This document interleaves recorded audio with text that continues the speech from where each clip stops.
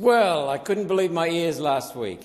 The Albanese Labor government burst out of the gates to tell Australians to celebrate and rejoice.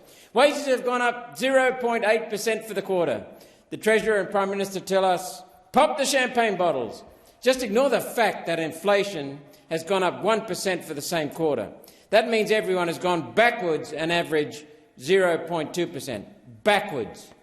Can you believe the Treasurer and Prime Minister can bring themselves to front up to the cameras to address this parliament and put such a ridiculous spin on the latest round of bad news? How do they do it?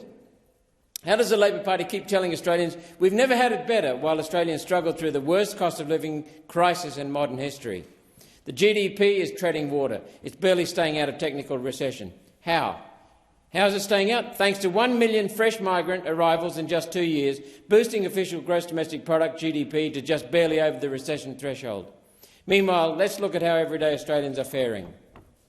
We're in the middle of the worst per capita recession since the Great Depression. Australians have not gone backwards on average this badly since the 1930s, almost a century.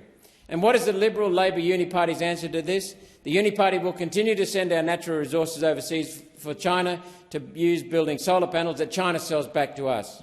The Uniparty will continue to obey what unelected foreign organisations like the World Economic Forum say about us. The Uniparty will keep letting foreign predatory investment funds like BlackRock, Vanguard, State Street and banks like JP Morgan own our critical industries and get away with economic murder.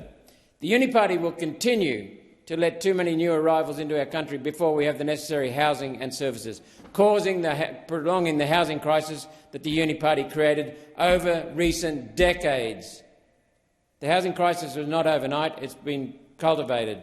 Only one nation will stop this madness and put an end to anti-Australia decisions that are sending our people backwards.